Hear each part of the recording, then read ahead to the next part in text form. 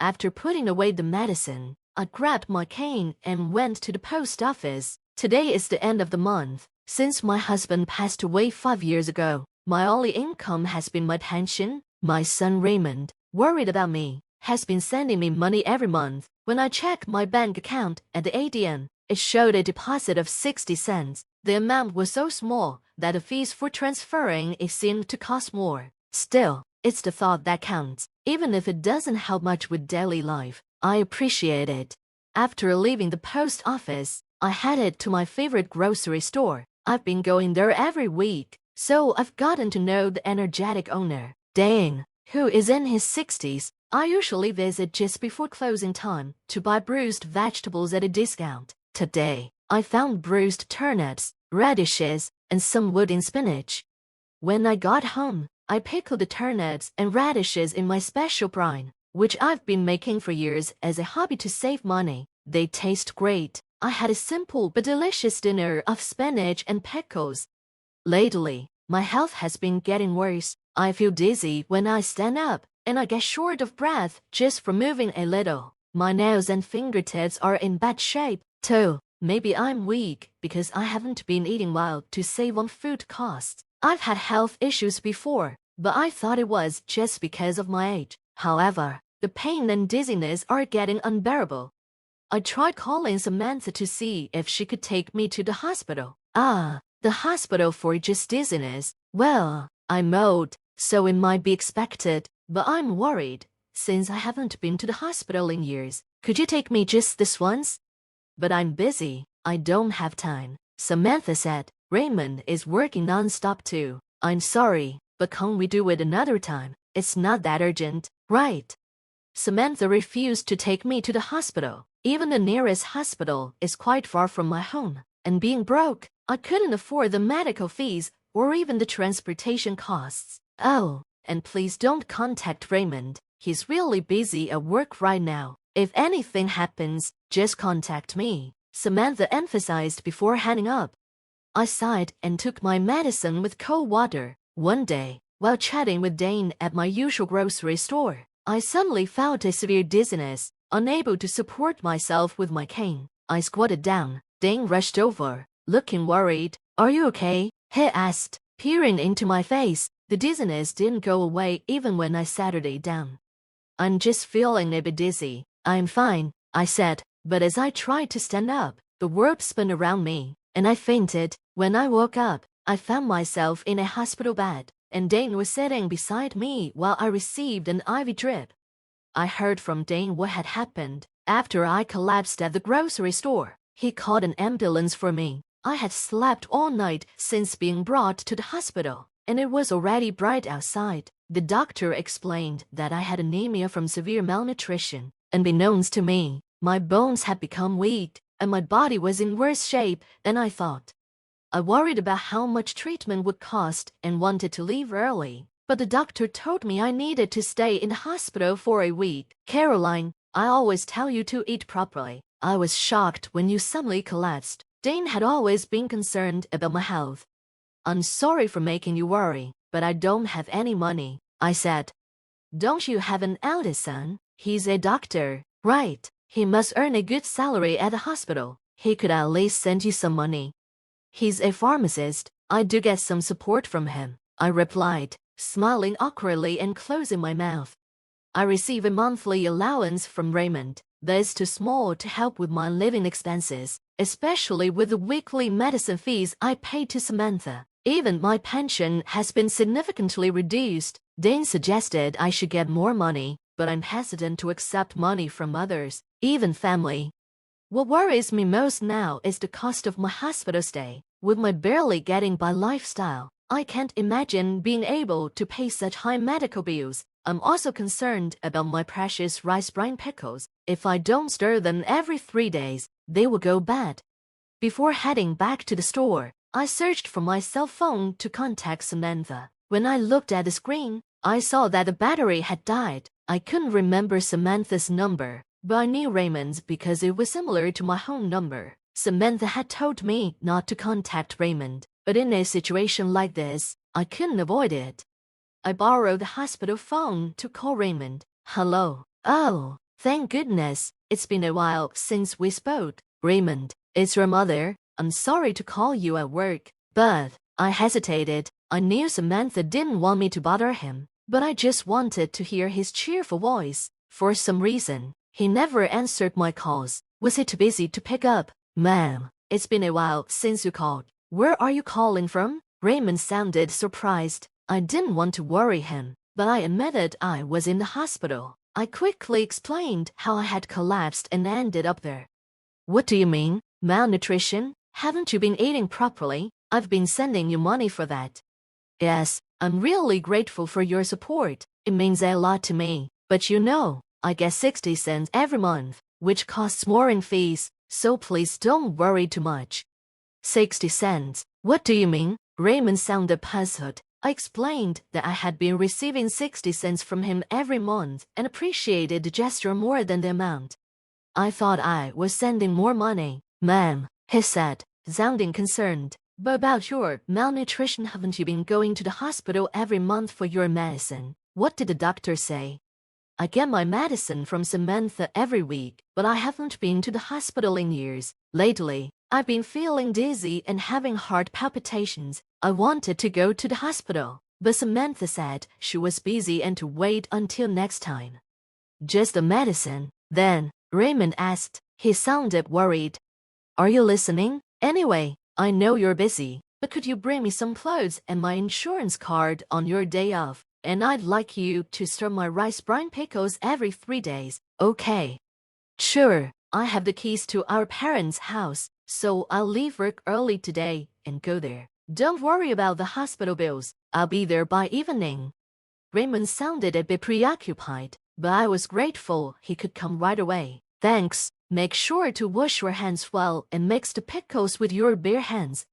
When Raymond arrived that afternoon, it seemed he had left work early. As he organized the clothes and personal belongings he brought, he asked me in detail about what had been happening about the house, my health, the medicine, and Samantha. It felt like a continuation of our phone call. He even brought my bank book from home, and we opened it together to check the contents.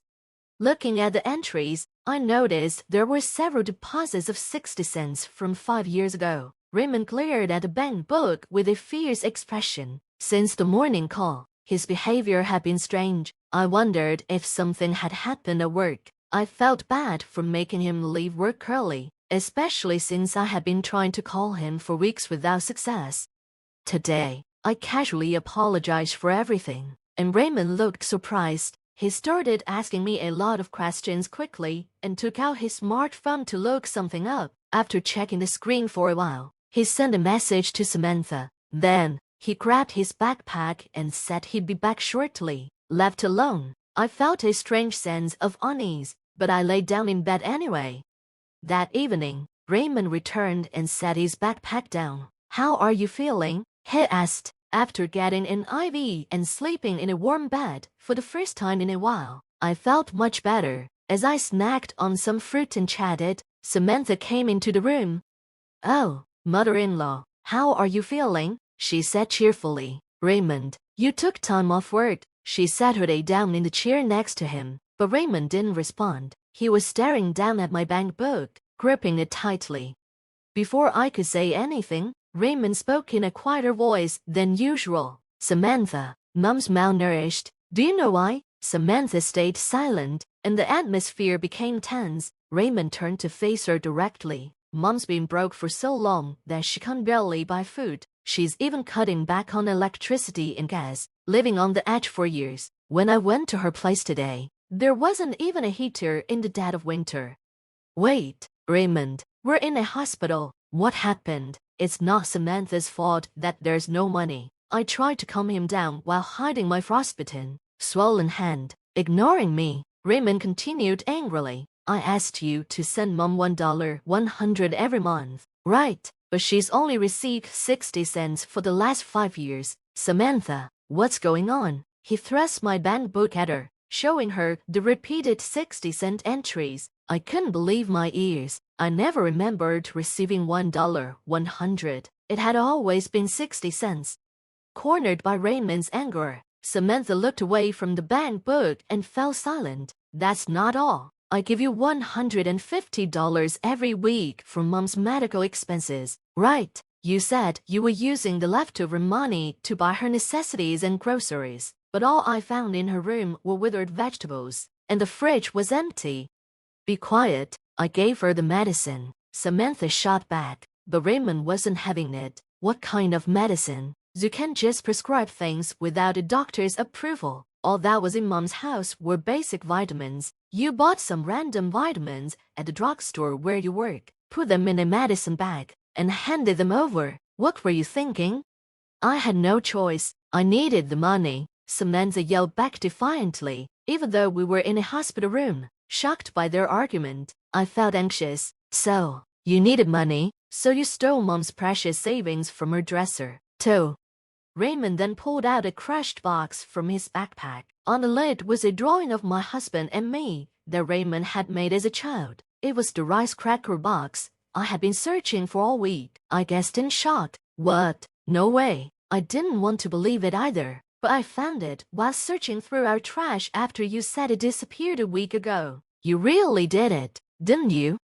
Faced with this undeniable proof, Samantha turned pale and couldn't find the words. So, what did you do with the $250 that was in this box? And what about the $100 you were supposed to send to Mom every month? Where did it all go?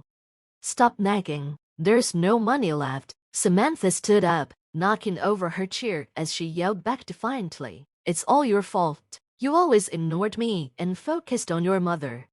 Ah, Ben, he's the coolest host at the club. I've been supporting him, and soon he'll be #1. He says he's saving all the money I've given him for our life together. As Samantha excitedly continued talking, both Raymond and I stared at her in shock. I didn't quite understand, but it seemed she had fallen for a man and was giving him money. Apparently, she needed a lot of it for that. All right, Samantha, I understand. Let's get a divorce right here for your sake with that guy. Raymond sat quietly as he pulled out the divorce papers and his seal from his backpack, placing them on the side table. I never want to see your face again. Sign the divorce papers, pack your things tonight, and leave the house. I'll stay at the hospital. What? Don't be so selfish. You can't just suddenly decide this. Samantha, do you even realize what you've done? Faking medicine and stealing money. If you don't want a divorce, we can go straight to the police instead. Samantha, who had been confident, flinched at Raymond's intense gaze. She started to make tearful excuses. I had no choice. My part-time job wasn't enough. I took a little from the money you sent and the medicine fees, but I know it was wrong. Besides, neither you nor your mother noticed for years, right? You both share some responsibility. Enough. I don't know when you did it, but you went through my phone and blocked Mom's number. You even told her not to contact me. You kept us apart and exploited her without getting caught. Raymond slammed the divorce papers down on the table, causing Samantha to flinch. Anyway, Samantha, this is goodbye. I'll make sure you pay back every penny you've taken from us. Remember, if you don't, we're going to the police.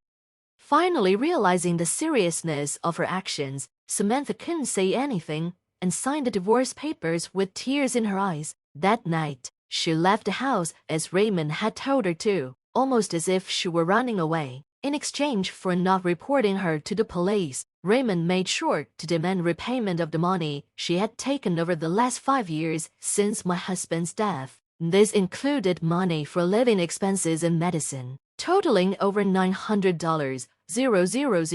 I was shocked.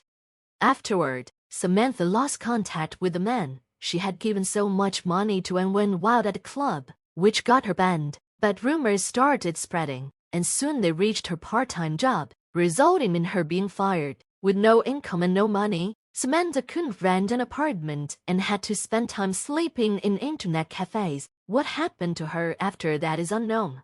I had almost given up on getting back the money Samantha had taken since she had disappeared. Her family learned of the situation and decided to repay the debt in small amounts on her behalf.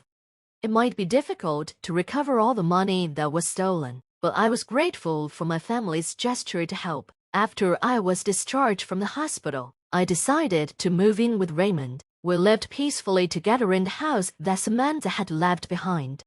After being exploited by Samantha, my life became much better. In our warm, comfortable home, I was eating well, and my health improved. Dane, the greengrocer who had always been worried about me, finally felt relieved. I continued making my specialty pickles, which I used to do just as a hobby to save money. Now, with Raymond's help, we shared tips and recipes for making delicious pickles. In a few years, my pickle channel became hugely popular, partly because having an 80-year-old content creator was a novelty. It now brings in a fantastic income. I had always thought it was impossible for me to make money since I had never worked as a full-time employee, but I realized I could be useful to others, more than just earning money. I discovered the happiness of bringing joy to others, and now I live a fulfilling life every day.